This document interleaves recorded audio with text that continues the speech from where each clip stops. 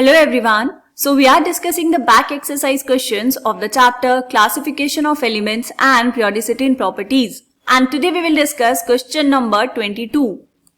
So here the question is, what is the basic difference between the terms electron gain enthalpy and electronegativity? क्या करना है बेटा, आपको basic difference बताना है दो टर्म्स के बीच में. वो टर्म्स कौन कौन सी है बेटा? एक आपको दिया है इलेक्ट्रॉन गेन एंथैल्पी, जिसको हम लिखते हैं ऐसे delta H E G, and दूसरा क्या है बेटा? दूसरा है इलेक्ट्रोनेगेटिविटी. इनके बीच में आपको बेसिक डिफरेंस बताना है. इलेक्ट्रॉन गेन एंथैल्पी क्या है बेटा? ये है आपके पास कोई एटम जो कि अपनी गैसियस स्टेट में है और ग्राउंड स्टेट में है. Isolated gaseous atom in its ground state. इसमें आपने क्या किया, एक इलेक्ट्रॉन को ऐड करवाया, तो क्या बन जाएगा बेटा? यहां पर बन जाएगा एनायन X माइनस. तो इस प्रोसेस में जितनी एनर्जी रिलीज होगी या फिर एब्जॉर्ब होगी, उस एनर्जी को हम बोलते हैं बेटा इलेक्ट्रॉन गेन एंथैल्पी. एंथैल्पी का मतलब है कांस्टेंट प्रेशर पर हम बात कर रहे हैं. क्लियर? अब यहां पर डिपेंडिंग ऑन द प्रोसेस, अगर ये प्रोसेस बेटा एक्सोथर्मिक है ना, एक्सोथर्मिक और एंडोथर्मिक दोनों प्रोसेस हो सकते हैं. अगर ये प्रोसेस एक्सोथर्मिक है बेटा, तो इसकी वैल्यू क्या आएगी? एंथैल्पी की वैल्यू आएगी नेगेटिव. एंड अगर ये प्रोसेस एंडोथर्मिक है, एंडोथर्मिक का मतलब क्या हुआ? एनर्जी एब्जॉर्ब हो रही है इलेक्ट्रॉन गेन करवाने के लिए, तो यहां पर ये वैल्यू आएगी पॉजिटिव. ठीक है, ये एक मेजरेबल क्वांटिटी है. एक पर्टिकुलर एटम के लिए आप इलेक्ट्रॉन गेन एंथैल्पी की वैल्यू मेजर कर सकते हैं. मेटल्स के लिए electron gain enthalpy less negative होती है एंड नॉन मेटल्स के लिए electron gain enthalpy more negative होती है. क्या मतलब हुआ इस बात का बेटा? ये आपको बताता है कि एक कोई आइसोलेटेड गैसियस एटम कितनी आसानी से इलेक्ट्रॉन को गेन कर सकता है. ठीक है, उसको बताएंगे इलेक्ट्रॉन गेन एंथैल्पी के थ्रू. हम बात कर रहे हैं एक आइसोलेटेड गैसियस एटम की. ठीक है, आइसोलेटेड गैसियस एटम में इलेक्ट्रॉन को गेन करवाना है. लेकिन अगर हम बात करें इलेक्ट्रोनेगेटिविटी की बेटा, तो यहां पर हम बात करेंगे बॉन्डेड एटम की. किसकी? Bonded atom. क्या मतलब हुआ इस बात का? कि यहां पर मान लीजिए एग्जाम्पल लेंगे, आपने लिया HCl.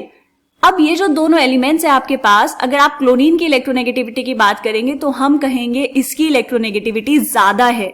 क्या मतलब हुआ इस बात का? कि यहां पर इस मॉलिक्यूल में यहां पर दो इलेक्ट्रॉन्स होंगे बेटा. ये कोवेलेंट बॉन्ड बना, एक हाइड्रोजन का इलेक्ट्रॉन, एक Cl का इलेक्ट्रॉन. तो इन दोनों इलेक्ट्रॉन्स को कौन अट्रैक्ट करेगा अपनी तरफ? क्लोरीन. क्लोरीन की टेंडेंसी है इस शेयर्ड पेयर ऑफ इलेक्ट्रॉन को अपनी तरफ अट्रैक्ट करने की. तो हम कहेंगे क्लोरीन की इलेक्ट्रोनेगेटिविटी ज्यादा है as compare to hydrogen atom. Electronegativity कभी भी आप सिंगल एटम की नहीं बता सकते बेटा. आप हमेशा बताएंगे इलेक्ट्रोनेगेटिविटी किसमें? बॉन्डेड मॉलिक्यूल में. ठीक है, या फिर हम कहेंगे बॉन्डेड एटम की इलेक्ट्रोनेगेटिविटी बताएंगे किसी भी एक मॉलिक्यूल में. क्या बात समझ आई? इलेक्ट्रोनेगेटिविटी एक मेजरेबल क्वांटिटी नहीं है बेटा. जैसे आप इलेक्ट्रॉन गेन एंथैल्पी को मेजर कर सकते हैं, आयनाइजेशन एंथैल्पी को मेजर कर सकते हैं, वैसे ही इलेक्ट्रोनेगेटिविटी को मेजर नहीं कर सकते. इसकी वैल्यूज अलग अलग स्केल पे बताई गई हैं, डिफाइन की गई हैं. जो इंपॉर्टेंट है, जो सबसे ज्यादा यूज किया जाता है, वो है बेटा पॉलिंग स्केल.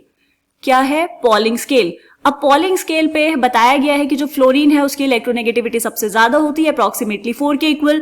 फिर नाइट्रोजन होता है, ऑक्सीजन होता है, सबकी इलेक्ट्रोनेगेटिविटी की कुछ ना कुछ वैल्यू है. लेकिन ये जो वैल्यू है बेटा, ये एग्जैक्ट वैल्यू नहीं है. ये डिपेंड करता है कि जिस एटम की इलेक्ट्रोनेगेटिविटी की आप बात कर रहे हैं, वो एटम दूसरे कौन से एलिमेंट से बॉन्डेड है. क्या है बात समझ आई? आप नेक्स्ट चैप्टर में पढ़ेंगे बेटा हाइब्रिडाइजेशन. वहां पर हम देखेंगे कि हाइब्रिडाइजेशन पे भी डिपेंड करती है किसी एटम की इलेक्ट्रोनेगेटिविटी. क्लियर? तो इन डिफरेंसेस को हमने यहां पर ऐसे टैबुलर फॉर्म में अरेंज कर लिया है. चेक करेंगे बेटा. इलेक्ट्रॉन गेन एंथैल्पी के लिए it is the property of an isolated atom, whereas electronegativity is the property of a bonded atom. Right? Electron gain enthalpy क्या है? Enthalpy change when an electron is added to a neutral gaseous atom, let's say X, to form an anion. ये था आपके पास gaseous atom, एक electron gain किया तो ये बन गया है anion X माइनस. ठीक है. इलेक्ट्रोनेगेटिविटी क्या है बेटा? Ability of an atom in a chemical compound to attract shared pair of electrons towards itself. किसी केमिकल कंपाउंड में एक एटम की टेंडेंसी, उसकी ability shared pair of electron को अपनी तरफ अट्रैक्ट करने के लिए, उसी को हम क्या बोलते हैं बेटा? इलेक्ट्रोनेगेटिविटी बोलते हैं. Right? Electron gain enthalpy is a measurable quantity and is constant for an atom. Electron gain enthalpy एक एटम के लिए बेटा कांस्टेंट होती है. पॉजिटिव भी हो सकती है, नेगेटिव भी हो सकती है, depending on the process. Depend करता है प्रोसेस क्या होगा. इलेक्ट्रोनेगेटिविटी क्या है बेटा? Electronegativity is not a measurable quantity and not constant. किसी भी एटम की इलेक्ट्रोनेगेटिविटी हम नहीं कह सकते कि कांस्टेंट होगी। Clear? It varies depending on the element to which it is bound. ये डिपेंड करता है कि जिस एटम की इलेक्ट्रोनेगेटिविटी की आप बात कर रहे हैं वो किससे बॉन्डेड है। ठीक है, वो डिसाइड करेगा कि उसकी इलेक्ट्रोनेगेटिविटी कितनी होगी।